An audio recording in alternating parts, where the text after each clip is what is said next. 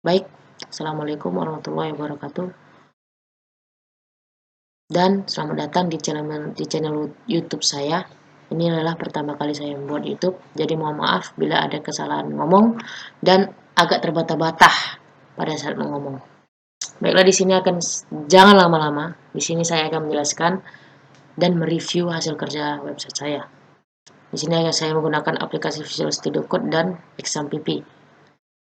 Di bagian sini saya akan menjelaskan sebelum membuat website kita harus membuat HTML-nya dulu. Di HTML ini saya sudah mengetikkan codingnya seperti ini, dan kita akan save, kita akan blok dan kita copy, lalu setelah itu kita save. Setelah kita save, kita nge-save-nya di new volume D, lalu kita buat folder baru yaitu web 2 seperti ini, lalu kita save di bagian sini, pilih tipe save-nya itu all file, baru kita save. Setelah itu kita akan menjalankan bagian HTML tadi seperti ini. Sepertilah jadi HTML tersebut. Lalu dan saya akan menunjukkan hasil website saya. Hasil website saya.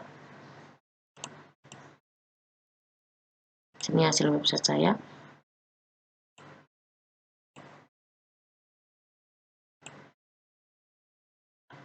Dan kalau ingin membuat website seperti itu, kita akan membuka Visual Studio Code. Dan kita membuka new window seperti ini.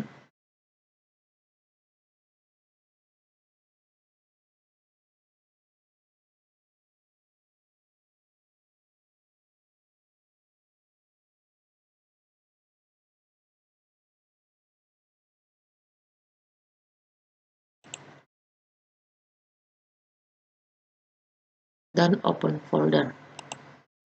Open foldernya seperti ini. Di bagian local disk dari yang kita simpan, baru select folder. Select foldernya seperti ini.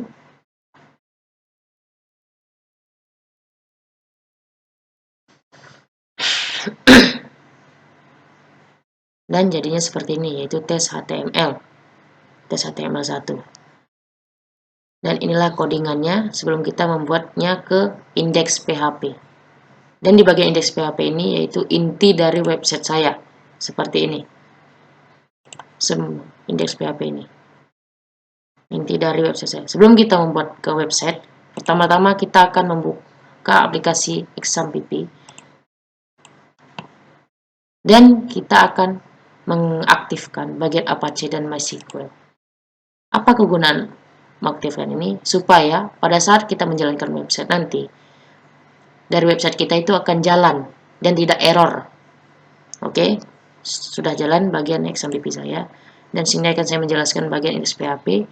Ini adalah codingan dari indeks PHP saya, dan inilah jadi dari indeks PHP tersebut.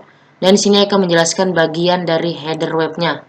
Ini header web itu yang ini, dan ini adalah codingan dari header web tersebut.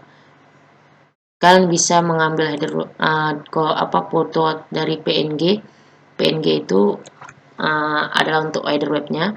Kalian bisa membuat gambarnya itu melalui Photoshop atau CorelDRAW, juga bisa mengeditnya dari situ, dan juga bisa mengambil dari Google.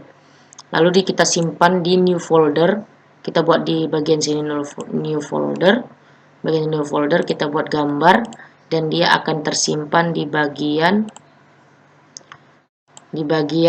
local disk C, XAMPP, htdocs, dan di bagian web 1 tadi. Sini sudah ada gambar yang kita new folder tadi, dan inilah gambar-gambar saya, dan inilah bagian PNG-nya tadi, header web. Oke, yang lama-lama, kita akan mempercepat waktu. Dan sini saya akan menjelaskan bagian home.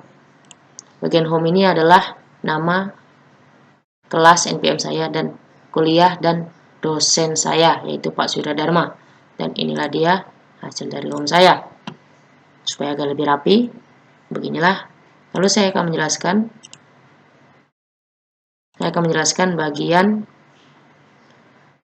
bagian dari profil.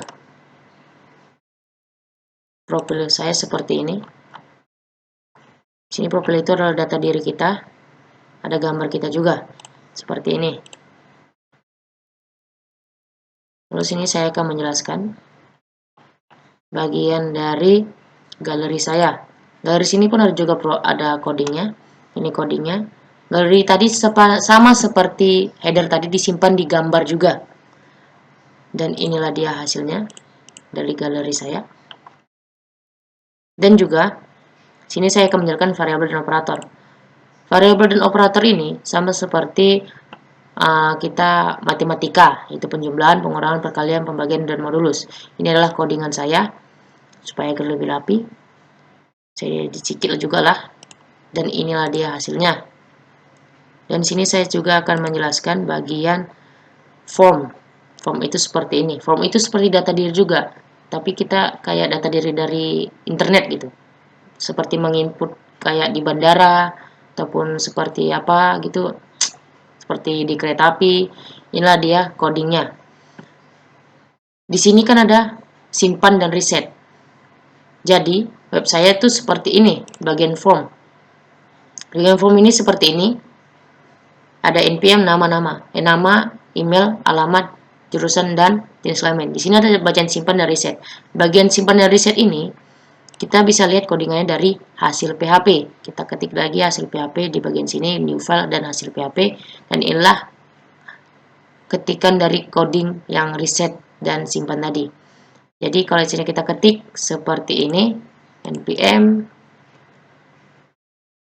19, nah ini nama saya, ini emailnya, alamat, dan teknik informatika, jurusan saya, dan jenis kelamin saya laki-laki, baru kita simpan. Kita simpan, dia akan jalan ke coding ke website hasil PHP. Dan yang tadi saya bilang kan ada codingnya juga, dan ada juga coding resetnya. Seperti ini resetnya. Lalu saya akan menjelaskan bagian struktur pengendali if. Struktur pengendali if ini sama juga dengan kita menginput nilai. Input nilai, dan inilah dia coding, itu tadi codingannya, dan ini dia hasil dari website saya. Dan di sini saya akan mengetik angka, dan di sini ada proses. Di bagian proses itu pun juga ada codingannya. Seperti ini codingannya. Oke, codingannya ini hasil dari hasil if-nya, baru kita laksanakan.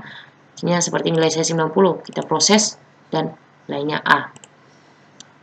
Kalau yang lain seperti 80, nilai saya kan jadi B+. Oke. Lalu di sini saya akan menjelaskan bagaimana cara menggabungkan seperti ini. Bagian indeks tadi. Nah, di sini kan ada panjang sekali ini.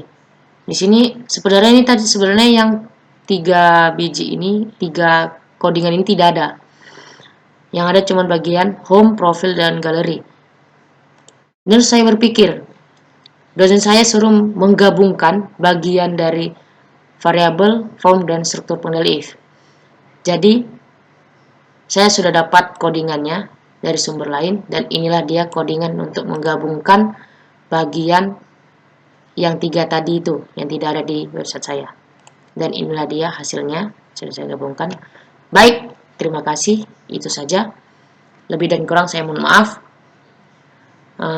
Jangan lupa like, subscribe, share, dan tinggalkan komentar di kolom komentar di bawah. Baik, terima kasih. Sampai jumpa. Dadah.